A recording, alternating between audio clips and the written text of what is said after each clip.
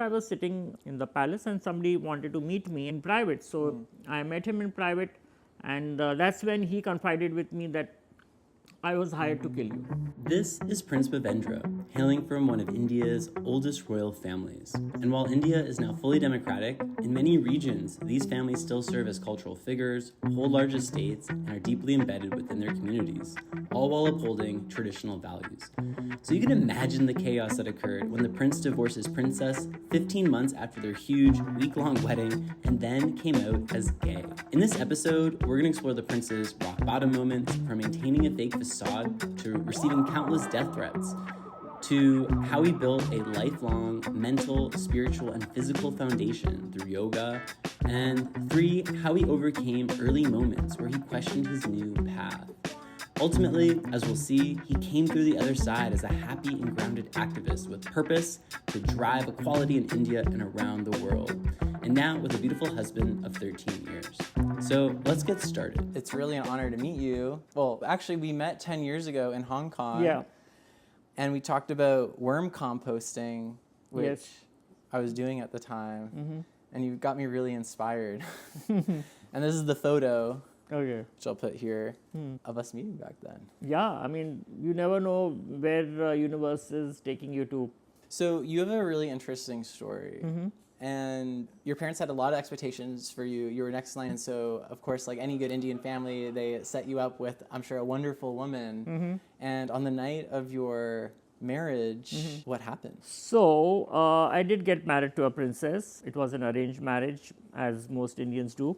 And I wasn't given a chance to meet her before I got married, because in Indian traditions and customs, you're not allowed to meet the woman you're going to get married. So I just saw her once and that's it. And when I got the opportunity of being with her all alone in the room after marriage, it was kind of very scary for me because I hadn't dealt with a woman in my room all by myself. I dealt with men, but not women. So I kind of, first night just went by, as I told Oprah, I just had a headache and I want to sleep because I'm tired from the long rituals. We had 7 days of marriage festivities, so very tiring and exhausting. So I just said, I want to sleep. I can only imagine this is probably the biggest news of the entire region for months, is you getting married to this woman. Yeah. And it's a week of, how many people were at the wedding? Thousands. Thousands. Yeah.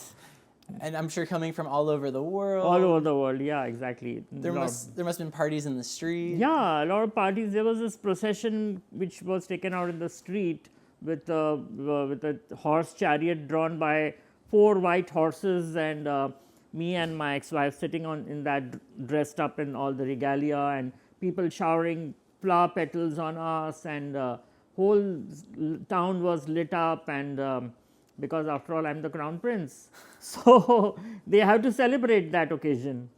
Oh my gosh. And what's going through your head as you're sitting in that chariot, like, whoa, this is... Well, I was more interested in the guy who was pulling the chariot. Yeah, he was cute. And so all this goes on. You're finally in a bedroom at some point. And what's the first thing that comes out of your mouth?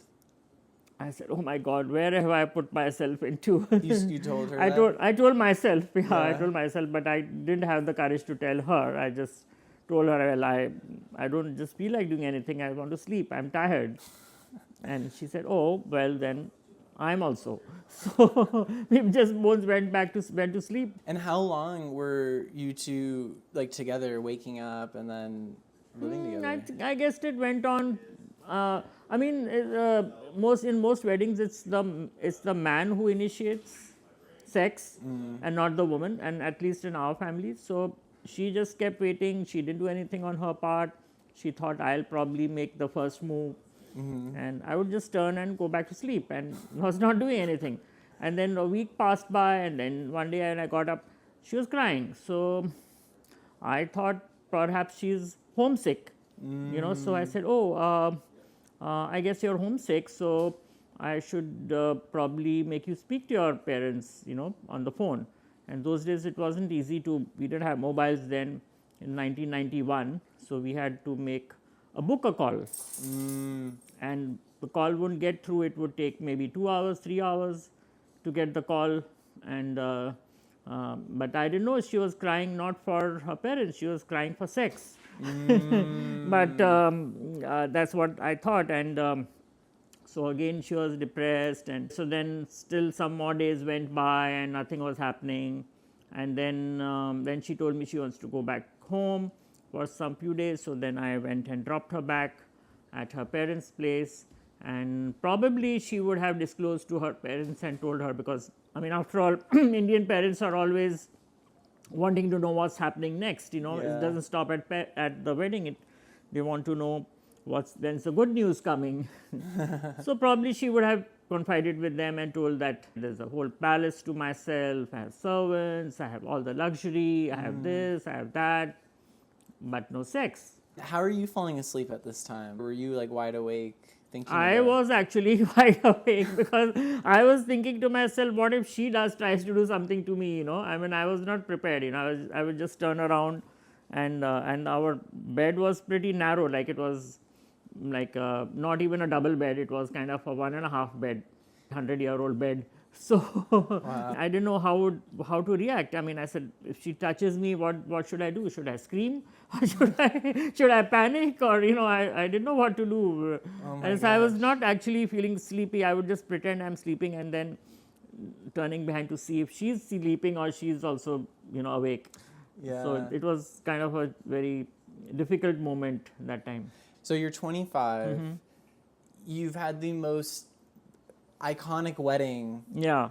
You are now lying in bed a weekend, every night, hardly able to fall asleep, just so much running through your head. And at this point in time, you haven't started meditating or yoga, so you're probably lacking a lot of the tools and skills to actually like deal with the internal stress of it. Yeah, very stressful. Did it feel like living in hell? Like how? Yeah, it was. I mean, in fact, I studied in a co-ed school, and though I had no attraction towards the girls in my school, I did empathize with them.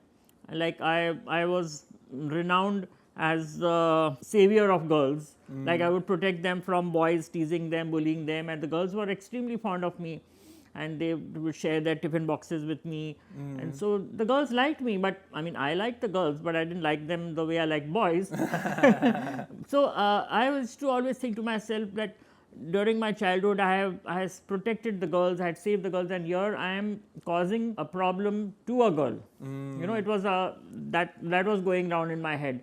And what should I do? I mean, I was not knowing what should I do, because how do I protect her? Yeah. And so at what point were you finally like, I got to pull the Band-Aid off this thing? Yeah, so like we continued for around 15 months from her side, parents' side also there was pressures coming. My parents were also waiting for something to happen, but there was nothing happening. So I just sat with her for one day and I told her, I said, look, I think we should call it a day. There's no use continuing this marriage. Though I like you, I'm fond of you. In fact, we were very good friends. We helped each other inculcate our hobbies.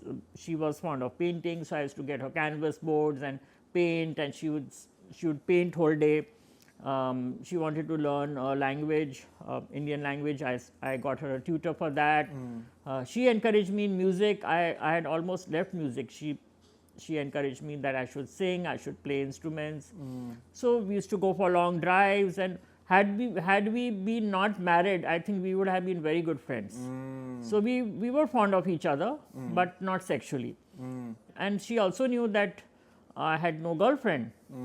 So we just sat and we decided mutually that let's part very peacefully and amicably, because there's no use washing dirty linen in public and accusing of each other of anything. So she went back home, she filed a divorce case against me, and the reason mentioned in the divorce was non-consummation of marriage, which meant there was no sexual intercourse. And she got her virginity test done, she proved it in the court, I agreed to it, I said, yeah, she is a virgin. There's no dispute. So the divorce was granted within 3 months. Fastest divorce I've ever seen. And there was a huge public reaction to this when this news broke. Definitely. Because I guess it's not only is it taboo at the time to be gay, but it's also taboo to get Yeah, divorce. yeah, definitely, and especially for the girl, because nobody would marry a divorced girl in royal families. But interestingly, she did get married within 3 months of the divorce. But she didn't get married to a royal, because I said enough. She must have thought to herself that enough of a royal. Yeah. Better let me get married to a non-royal. Yeah. She got a little taste and was like, all right, I'm good. Yeah. 15 months with a royal is more than enough. So I said, wow, good for her. So this sounds like a pretty long, drawn-out rock bottom. You're 15 months in this relationship, all this pressure brewing without tools and skills. The divorce happens. People were curious to know what went wrong. Why did the marriage not last? People of my time, of Rajpipla, because we are respected for being the royal family, and so I was not able to answer them any questions. I did not have an answer for the question myself. So what would I answer them? What I did was, I did not go back to Rajpipla. I was in Mumbai that time, in Bombay during that time, and there is a yoga institute, the world's oldest yoga institute, which was founded in 1917 or 1918. I decided to join that, and I'd heard about it. I said, let me join that, and for 1 year I stayed in that institute. This would have been about 27 at the time? Yeah, probably around 27, yeah. So, and then I did a full course on yoga and meditation. I did a teacher's training course. I became a certified teacher. So I not only got out of that mental situation, but I also started teaching. And then I decided that I need to find out what went wrong, because till that time I wasn't knowing, there was nothing coming in front of me, no clarity. So I thought, let me mentally stabilize myself, then I can find out what went wrong in the marriage. And one thing which did instigate me to do that was my ex-wife. She told me that, please do not do this to anyone else. You did try to spoil my life, but please don't do it to anyone else. And that's something which remained in my mind. I said, I have to find out why this marriage did not work. And for doing that, I had to break a lot of royal protocols, because sitting at home, I wouldn't be able to do that. Yeah. So I started venturing out, started going out, meeting people, finding out. And during that course of time, I met a very senior gay activist in India who had come out in 1970s. He's one of the first gay persons in India to openly come out as gay. He was my counselor. I didn't come out to him, but I kind of told him about my feelings, my behavior as a child, and he made me come to terms to the reality, and I identified myself as a gay man. And it took me 30 years of my life to go through a marriage and divorce and yoga and many things, and finally at 30 I identified myself that I'm a gay man. Did you know this earlier, or was there like an aha moment that... I mean, I have heard the words gay when I was growing up, because my parents used to talk about many kings and princes in the royal families who have been gay, but not knowing what does gay mean. When I looked up the dictionary, I saw gay means happy. So I didn't know that there's a word called gay which is linked to one's sexuality. And another thing, very interesting thing in India is that we live in a homosocial culture, where you have men living with men and women living with women, which is very common. Yeah. Men living with women is uncommon. Yeah. So I used to like that, and nobody had a problem with that. And I liked when I was surrounded by men, I was surrounded by boys. We had men staff, my drivers, my cooks, my butlers, and they were all used to be all around me, and I would love that, Yeah. So what was the aha moment like when you're like, wow, like I am gay? Yeah. Do you remember like where you were and what you were thinking, and just like the surrender of that? So I was in Bombay doing my training in the Yoga Institute. So there were books on homosexuality, and it didn't talk good about homosexuality. It only talked about homosexuals being perverts and sinners and this and that. So I kind of knew that there is something which I can relate to, but I also had this guilt feeling in me that I'm doing something wrong. So it's in the early 90s, but well before then, India and the many regions within India, before Yeah. India was India, homosexuality was pretty normalized. And it's in the Kama Sutra. Yeah, so it is there in Kama what Sutra. happened? Yeah. It is, I mean, India has the oldest sex encyclopedia, the Kama Sutra, which is popular all over the world except India.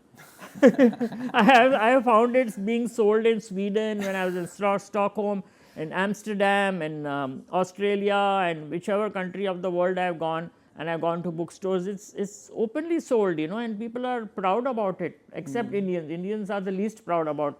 Kama Sutra openly talks about. I have one of the very old versions of Kama Sutra is there in our palace library, and I myself seen illustrations and photographs of paintings and statues and sculptures which openly depict homoerotic forms of art and culture.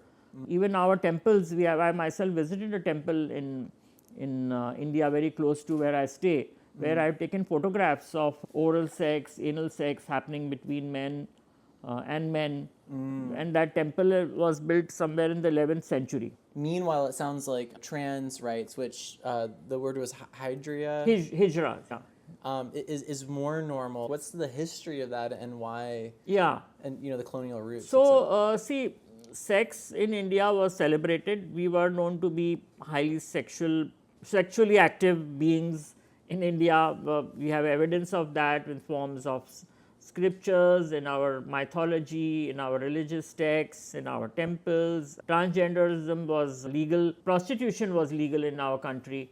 So it was, what happened was, it was the influence of various cultures in our country, like initially it was Islam and then Christianity because of the British colonization that gradually brought the downfall.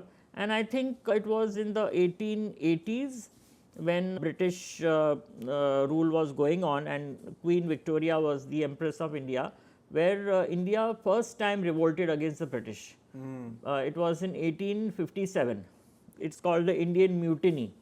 But the first time the Indians revolted against the British, and the British literally were intimidated that Indians can also revolt. So Queen Victoria sent her spies to India to find out that who are these people who are not just influential but also wealthy and who are trying to mobilize communities which can go against the British. So there were two communities which were identified. One was the female sex workers, the prostitutes, and the other was the hijras, which are part of the transgender umbrella. But in those days they were called hijras, they were called kinnars, they were called joktas. There are different terms called in different parts of India. But hijra is a more commonly used word. And it was this spy also got to find out that both the hijras and the sex workers, in the female sex workers, were highly influential. They had a lot of wealth, a lot of money, a lot of power, and they were also used in the army. So the hijras have actually fought the war of independence. They were hired. They were part of the Mughal army. We have evidence about that also, that they have fought against the Britishers. So in order to criminalize them and in order to see that India doesn't revolt against them, they enacted a law called Section 377 of Indian Penal Code in 1886 by a gentleman called Lord Macaulay, who was one of the spies during her time. And Lord Macaulay drafted this law which not just criminalized transgenders, that the hijras, but also criminalized the sex workers, and prostitution became criminal in the 1880s. And as a result of that law, which said that any man, woman or animal having sexual intercourse with one another which doesn't result in procreation, both the partners would be imprisoned for 10 years with fine. Including the animals. Including animals. It was very interesting that animals were also brought in the picture. And this law was the one which caused the downfall of homosexuality. That's really fascinating. It's funny because I feel like in a lot of anti-gay movements, they kind of link in bestiality to it, and they just kind of throw everything into this bucket. But you see homosexual behavior in the animal world, Yeah. and like hundreds of species they've documented it. Though that's usually erased from the textbooks. Yeah. You want some water or anything? I'm good, but thank you. So we're in this marriage. We do yoga training. You're in this rock bottom moment, but now you're taking steps. Step 1 was the stabilization through yoga. Step 2 is, the forensics of why this marriage didn't work. And then, of course, there's steps beyond that. But I'd actually kind of like to dive into the very first step, which was yoga. And I'd love to hear about how that practice enabled you to be stable. And you still have this practice today. Yeah. So basically the yoga which I learned from this, as I mentioned, the world's oldest yoga institute, taught me the philosophy of yoga. In Indian language it's called Ashtang Yoga. Ashtang Yoga means eightfold path. So there are 8 steps to reach salvation. So it starts with yama, niyama, which means some rules and regulations, some do's and don'ts, and then it goes to doing some physical practices. Then it talks about breathing practices, then it talks about meditation, then it talks about something else, and then you reach the 8th step, which is salvation. So under this practice, I was taught that yoga is not just doing meditation, it's not just doing breathing exercise, it's not just doing some physical practices or exercises. It is a way of life. Which includes everything. It includes your behavior, your mannerisms, your energy, your positivity, your daily routines, your diet, your exercise, your recreation, everything what you do from morning till evening. It's almost like a code of conduct, I guess. Yeah. So if you strictly follow that routine, then you can really be a yogi, and a true yogi, which is very difficult in these days because it's easy to say but difficult to practice. I mean, we have a lot of things like anger and greed and lust and attachment and things like that which you want to get rid of, but it's difficult. Would you say you're a yogi now? I wouldn't say I'm yogi, complete yogi. I mean, nobody can be, but I try to implement some things in my life, like I try not to be greedy. I try to keep ego away from myself. I try not to be angry. I also realized through experience that if you have these vices in you, like anger, lust, greed, ego, then it is going to harm you. I mean, I know people will do things to make you feel angry, to make you upset, to make you disappointed and not meet your expectations. But after all, when you get angry, the other person is not getting affected. You are getting affected. You get angry, your mental balance is going to be unstable, and that mental balance being unstable is going to affect your physical health. That's why they say most of the diseases today are psychosomatic. They start from the mind, and then even I think nowadays they say even common cough and cold is also psychosomatic. Yeah. So, there's one thing to like rationally and intellectually understand the power of yoga. Yeah. And then there's also the experiential aspect where once you're doing it, things are starting to click. And I imagine in your late 20s, like kind of coming off this, you must have had some doubt going into this yoga program. Yeah. Like, is this going to work? Yeah. And maybe moments you're like, this is a waste of time. Like, what were those moments like where you're just like, what the hell am I doing here? Yeah, I mean, you have to realize that you are coming from an unstable mind. And you are put into an environment where they are trying to stabilize you, trying to bring you to that mental equilibrium where you want to get detached from those moments. But it's what happens with most of us is that good memories don't come to you as often as bad memories do. The bad, whatever you have experienced in the past which are not good, they keep haunting you. And as I mentioned, I got divorced June or July or something, and within 2 months I was in the institute, maybe before that. So it was all fresh in me, The court cases would haunt me, the separation, the parents' anguish. I was not getting free from that experience. Did you have hope that you could get free from it? I had hope in myself, and I had hope in the institute. That was very important, because the reason I joined the institute was I had learnt about a lot of people who had benefited from that institute. So there had been success stories which I had heard, which I had met. So I said, if they are able, like I met one television. She was a news reader, very popular news channel reader, who was a chain smoker, and I had met her, and she wanted to get rid of smoking, and she was not able to do it, and then over a period of time they managed to quit her to quit smoking, not just quit smoking, but to even keep that mental balance. When you leave an addiction, it has after effects, it has side effects in you. So I had seen a lot of those kind of cases in front of my eyes. So I had belief I had trust in the institution, that I said it will help. It has helped many others. It should help me also. Yeah. I remember when I tried doing Vipassana, which was, I'm sure you're familiar, it was like a 10-day retreat. The first few days I'm like, all right, this is great. But day 4 or 5, I was just like, what the hell am I doing here? Yeah. Like just doubting. I was feeling all those like feelings coming back. And I remember Goenka would say, like, yeah, it's very normal, like, halfway through to be like, what's going on? And I'm curious, and usually that's when people give up. My question is, what were you thinking exactly, and how close were you to quitting, and how did you convince yourself to, like, no, stick with it? Yeah.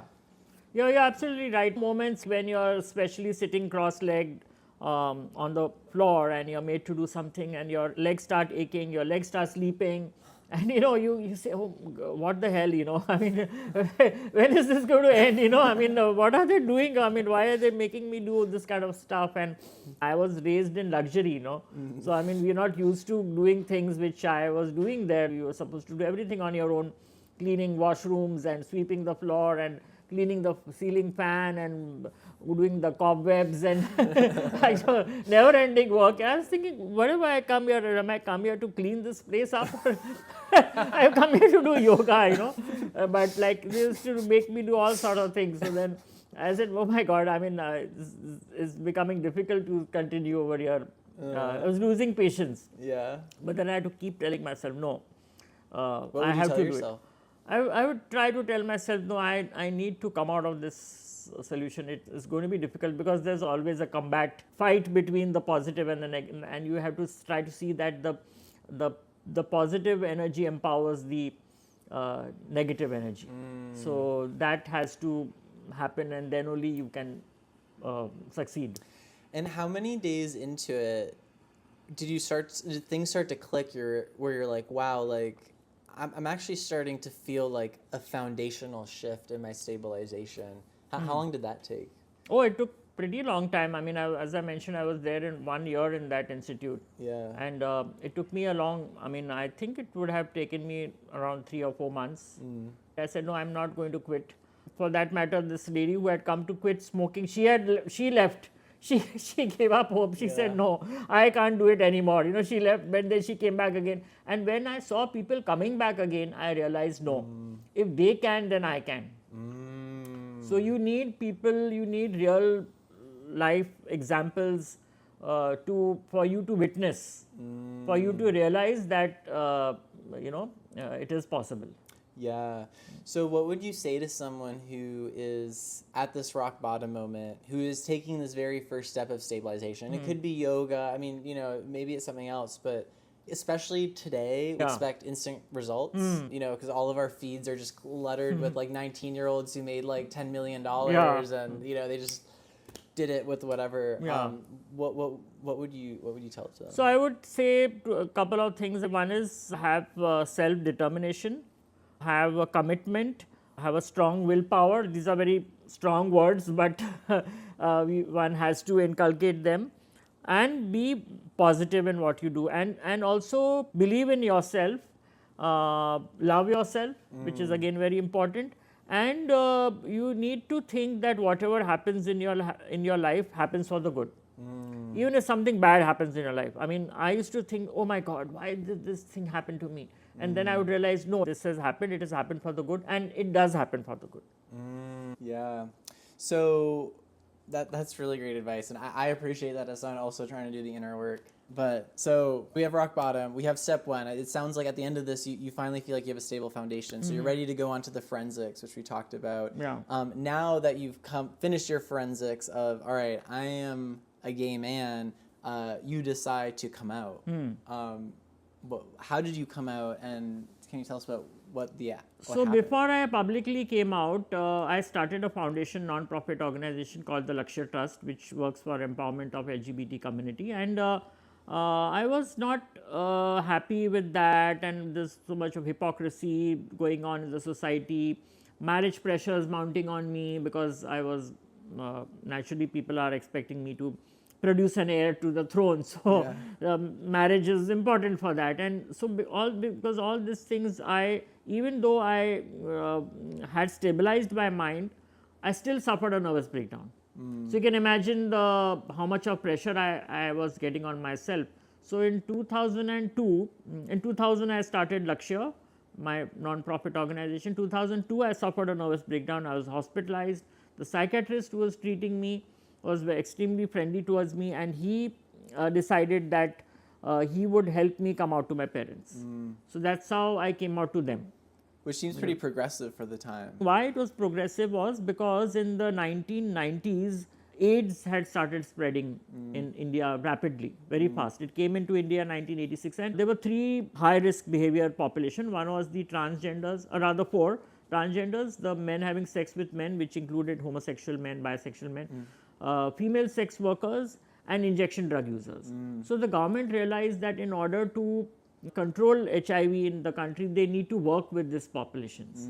So they had already started working with organizations like ours, and through these organizations, a lot of advocacy was being done, and with the mental health practitioners as well, that homosexuality is not a mental disorder, because in America it was way back in 1978, it was ruled that homosexuality is not a mental disorder by the American Psychiatric Association. So India also had overlap, and Indian psychiatrists also realized the same. So that's why my psychiatrist was cool about it, and he said, don't worry about you being gay. I mean, it's absolutely normal, natural. And he came out to my parents. So that's how they came to know about him. Of course, they didn't accept it very easily. They were trying to convert me. Did you actually do conversion therapy? They did try. They were not successful because they were told by the doctors that it's no use wasting your time and money and energy on this, because it's not going to happen. Medical conversion. Then they tried religious conversion, taking me to saints and sadhus and babas and religious leaders. How did that go? India has got plenty of them. Each nook and corner of India you'll find some religious person. Anyway, so I cooperated with them. I went, traveled with them wherever they wanted me to go. And for 3 years they did that, and instead of becoming straight, I became even more gay. So that was the height. But then I was going through so much of humiliation, shame, torture, harassment, and especially by family. And then I said, enough is enough, Yeah. I couldn't stand much more behavior of this sort. I said, I need to get myself free from this. And that's when I make the decision of publicly coming out. And 4 years after I suffered this nervous breakdown, I publicly came out in the newspaper. And that headline news said the Prince of Rajpipla declares he's homosexual. That is the big breaking news of the day. Yeah.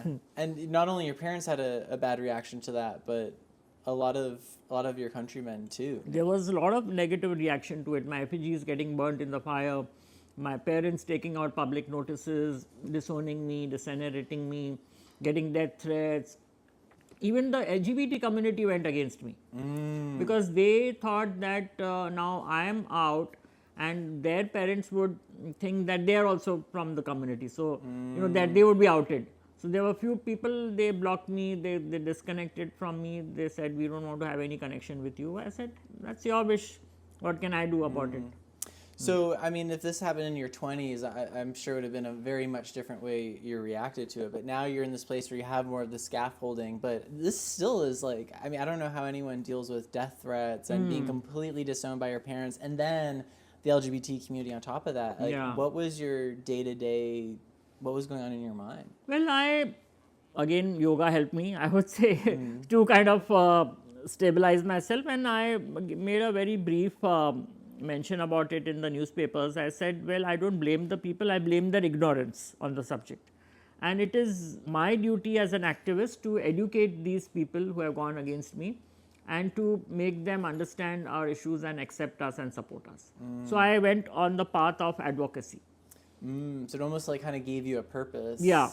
And so I had started accepting media interviews, newspapers, magazines, televisions, podcasts. I mean, we didn't have podcasts then, but like radio interviews. And then, of course, Oprah invited me, and her interview changed a lot of things happening within the world, I mean, in the world and within India as well. So things started materializing, and I was always just think to myself, where are they going to get a prince on hire? I'm the only crown prince of that state, and they had problems. They have to come to me for that. So that started happening, and American Broadcasting Corporation, ABC News, did a huge news prime time show. That also went all around the world. In fact, Oprah borrowed their footage when she did my interview. Even what is this news called? New York Times. New York Times did an interview. Washington Post, LA Times. In America also it came out in a lot of newspapers and magazines. Yeah.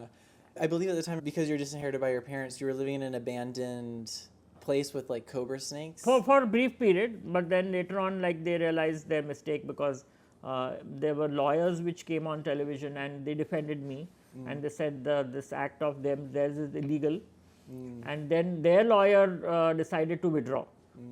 So they also reconciled, and my father gave an interview in the newspaper that he acted in anger and he was instigated by the conservative society to take this action against me. So they withdrew. Ultimately, they also withdrew that notice, and they kind of reconciled. So it sounds having this yoga practice really helped you kind of get through it, Yeah. stay grounded in the purpose of what you had to Correct. do, which then became, a launch pad for interviews, and then the tide was able to turn. Yes. And if we fast forward today, the advocacy work, I'm sure of a lot of people, but this being a pivotal moment in that, they Yeah. eventually repealed Section 317. 377, almost after 20 years of fighting a legal battle. And first we won the case in 2009, then we lost the case in 2013, then we again filed the case in 2014, and then finally 2018 we won. It was back and forth, back and forth. Now we can have sex and not be criminals in the eyes of law. So sex between consenting adults and humans. So we protected animal rights, we protected child rights, and we protected against rape, both by men and women. The stuff that should be actually criminalized. Yeah, I mean, it's an absolute breach of right to privacy. What you do in your bedroom is none of the business of the government. How can they control over what you want to do with your private lives? Yeah. So we won on the basis of our constitutional rights. Yeah. So if you could talk to that person in the room who is any age really, but they've had this coming out moment, they're getting disowned, or just really anything that's causing a huge rift around them, what advice would you share with them? So I would say to anyone who I'm talking to is, you need to accept yourself, because self-acceptance is very important. I have read studies and I've seen studies also showing that a lot of phobia, a lot of homophobia, a lot of transphobia comes from homosexuals themselves. This is internalized phobia. You hate yourself, you don't accept yourself, so you don't want the others also to accept you or others. So because of this internalized phobia, you're not able to get acceptance.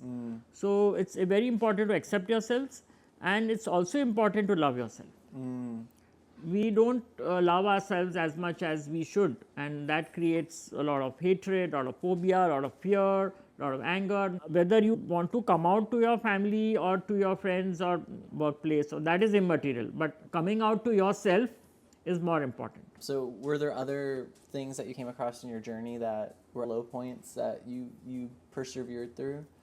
Death threats are very common in our families. I mean, murders are common, I would say. People do get murdered and you won't even know, it's just treated as an accident. You can get pushed off a cliff, you can get poisoned, and you won't even know what is the reality. So I used to get a lot of death threats, and I would tell myself, I said, look, even if I get killed, what's the big deal, you know? By me getting killed, the LGBT movement is not going to come to an end. Yeah. Look what happened in Harvey Milk's case. We know Yeah. that. LGBT movement in America didn't stop after Harvey Milk was killed. More fuel to the fire. Exactly. So I said, doesn't matter if I had to sacrifice my life, then if that is the way it has to happen, then I'm fine with it. One day I was sitting in the palace and somebody wanted to meet me in private. So I met him in private, and that's when he confided with me that I was hired to kill you. So I actually met my assassin. Whoa. Yeah, and I said, well, fine. I mean, what is it do you want from me now? He said, I haven't come to kill you. So I said, okay, then what have you come for? He said, well, I realized that I made a mistake by signing the contract, which didn't go through.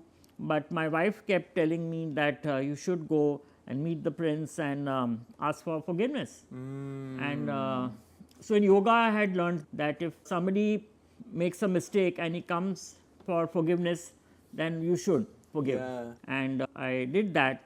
I told him, you don't have to feel guilty about what you have done, but still, let's chill, let's have a coffee. I took him out for coffee, and he's my friend now. Oh my God, I love it. Now that would have been a fun podcast, just like conversations with the assassin. Yeah, exactly. And not just he's a friend, he's my ally now. Wow. So assassin starts with which alphabet? A. And ally starts with? A. So it is A converted to A. Wow. So that is conversion therapy. That is the conversion That's therapy. that's You the cannot conversion therapy convert we need. gay into straight, but you can convert an assassin to ally. Hate to love. Hate to That's- love, yeah. Send Yeah. everyone to that conversion. Yeah, correct. Wow. Wow. That's so incredible. I mean, were there any other foundational tools in your toolkit that you use to like get yourself up in the morning when you don't feel like getting up? Or, you know, I imagine you have like mini rock bottoms still. Do you ever have self-doubt moments or questioning things today? Yeah, I mean, see, we are human beings after all. Even though these are the principles, if you follow, you will not get distracted towards the social evils or the evils. But you get dragged to it. But if you are able to balance it well with your life, then that can bring a lot of stability, and you won't be completely drawn towards things which will ultimately hurt you. As humans, we will definitely have ego. Even if we don't want ego to come, it will come. One day I was in my office, and there was a moment which came when I had to be angry at one of my staff members. You know, something had happened. And I had to tell myself that I don't have to get angry, because if I get angry, it's going to affect my health, and that's going to be bad for me. I might end up with a headache, my blood pressure might rise, and so why should I get angry, you know? That person has done something wrong, so I should not get angry, but at the same time, that person should also be taught a lesson. So I remembered what I was taught in yoga, that act it out. Yeah. So I I literally acted. I wasn't angry, but I acted out. Being, you know how you see in movies, in the films, you don't. The actor who plays an angry man's role, he doesn't get angry. He acts his anger. So that's why he's not affected. You know. So I acted out my anger. I was angry with me. That person also got that anger from me. That you know, and that he has made a mistake, but. Actually, I wasn't angry, and just after he left, I just burst into laughter because I wasn't angry on him. You know, it was just my acting which, like, you know, showed that anger on him, which definitely affected him, but it did not affect me, and my anger was totally in my control, and I did not have a headache, I did not have a blood pressure issue, and I was as calm and poised and comfortable as possible. So that's where yoga helps. So we are meeting today because you are on a tour in the U.S. Can you tell us a little bit more about your tour? Yes. So I got married, second marriage. First was a princess, second marriage in 2013 to an American. Does that make him a prince too? When we got married in 2013, he was knighted by the royal family of Rajpipla. He was knighted as a duke.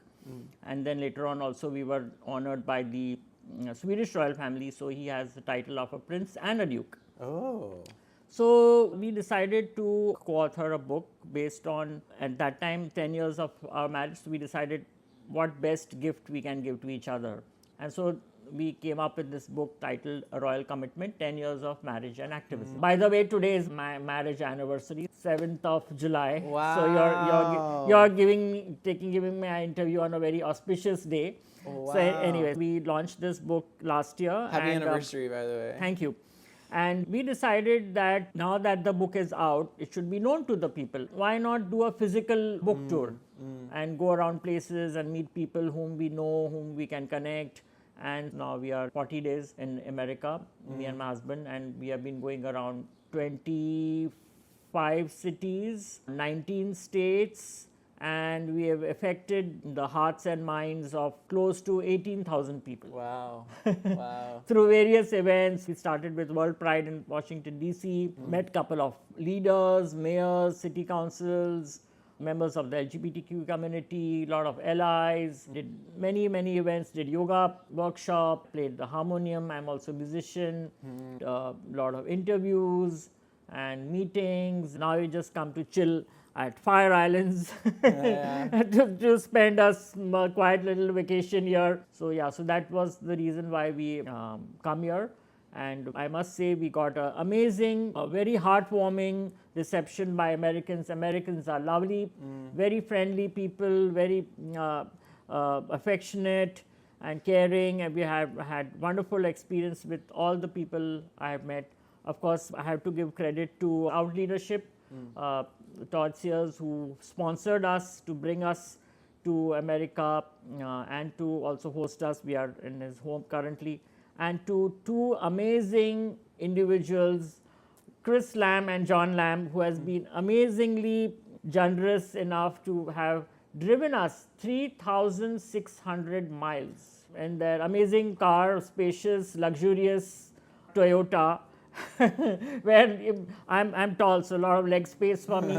So they drove all throughout our trip.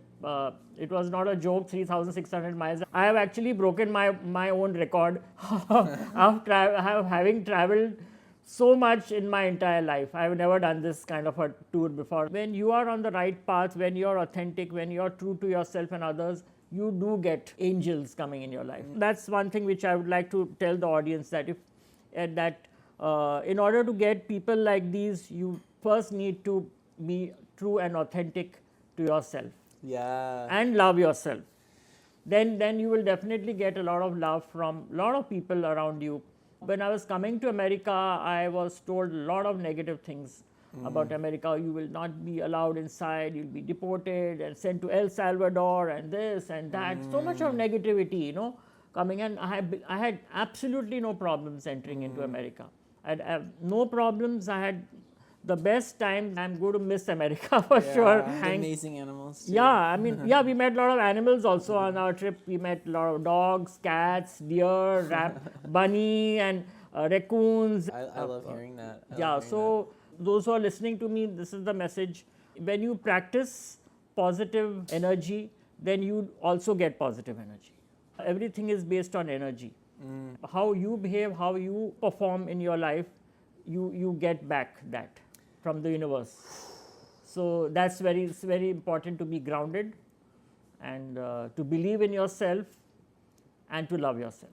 Wow, that's really powerful, and I appreciate that. And it's funny because most of my 20s, I was so driven by my ego, like, oh, I got to be this person, I got to look this way. And in the last few months, since I've just especially in the last few weeks, since I've just started surrendering and, like you said, like being positive and finding what your purpose is, it's just like the universe aligns in the craziest way. I mean, even this talk right now, 2 days ago, I would not have been in a Fire Island, but through this most chance encounter, we decided to come, and then through another chance encounter on the island, someone was like, oh yeah, I know where Todd lives, and I'm like, oh, I'd say hi to my former boss, and you happen to be here. Yeah, and, so see, energy, or rather universe pulled you towards me. Yeah. Though we met 10, 11 years back in Hong Kong, you would not have realized I am here, and I wouldn't have realized where were you in that, these 10 years. Yeah. So it was something which pulls you together, and that happens when your energies are positive, and it's like a magnet. You know how Yeah. magnets attract. Yeah, that's really exciting. So after this tour, you go back to India. You're doing a lot of work in farming too. And Yeah. by the way, that's how we met. We both discovered we love vermicomposting, Vermicompost, yeah. which you've been doing huge advocacy on, getting a lot of farmers Yeah. to worm compost. Yeah, for better soil quality. I do a lot of advocacy with the farmers. Just before coming to America, I had conducted one workshop. We have a tribal population in our area, and you can't give a talk on Zoom. So I went, I got earthworms with them. I showed them live earthworms crawling on my hand, trying to educate them that look, this is not some creature, it is a friend of the farmer. Yeah. I'm trying to imagine a scene where a stately prince is visiting a farmer. And I know in India there's a lot of differences and stuff like that. You holding worms in your hand, how powerful of a message that must be to see on a visit. And the worms love me also. Yeah, I think animals realize that who is friendly towards you, and they have their senses. So, and the earthworm was very friendly with me, moving around on my hand gently, discovering my palm, going on my fingers. And I was telling them, please touch it. And they were getting scared. They said, no, what if it bites? I said, no way, it is not going to bite you. But that's how you kind of, encourage them. Yeah. And Well, part 2, we might do a bonus episode of me visiting you in India. Oh, definitely. And, meeting the worms, meeting the farmers. Yeah, and also not just meeting the farmers, but actually seeing the work. I always believe in inviting people and making them witness. Talking something and seeing something is different. Yeah. Seeing is believing, they say. Yeah. Well, this has been wonderful. My last question is for anyone who is in their rock bottoms in life, what is the one advice you would recommend to someone? So, very passionate about one very old saying from the world's oldest language, which is Sanskrit, Vasudhaiva Kutumbakam. It's a little complicated word, but it means the whole world is one family. That's a very strong message which I always carry with me in whichever part of the world I go, and that helps me in a lot of ways, because everyone's a family for me. People ask me, you don't mind meeting this person? I said, why not? He's also a human being. He's not come from the some other planet or some universe or something. So that if you take that philosophy of your life, believe me, you will be the happiest person. What a way to end. Unless there's any other final words you want to say. Love me and love yourself. Excuse me. Agreement God bless. sneeze. Thank you. Well, thank you so much. I do have a special gift for you, which we give all of our guests, which is a 13-in-1 fidget spinner that I 3D printed. Oh, wow. So if you ever get bored, you can just click on things. Wonderful. I'll play with this. I have a kind of a kid-like mentality.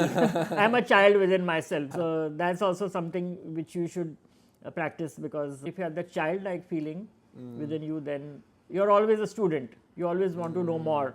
That also helps you a lot. And that's probably the best anti-aging tip. Better than sunscreen is just stay a child. Yeah, exactly. I'm 60 and entitled to senior citizen, but I also eat kid meals. When I go to a restaurant, I look for kid meals. What's your order? I look at the smallest portion possible. I don't eat much. That's why I look for kid meals. I asked the restaurant, I said, if there's no kid, can you still serve kid meal? And most of them do. That helps my digestion system, and it also helps me remain young. So be a kid in every way. Yeah. Bring back the inner child that you love in order kids' meals. And wow. Well, thank you so much. Yeah, thank you for having me, and thank you for listening to me. It was really a pleasure and honor to be here and to share my experiences and to see how we could make this beautiful earth a much better place to live. Yes, and the links for everything you need to do to follow the prince are in the bio / here, wherever we plug it in. Yeah. So yeah, thank you for listening and thank you for being here.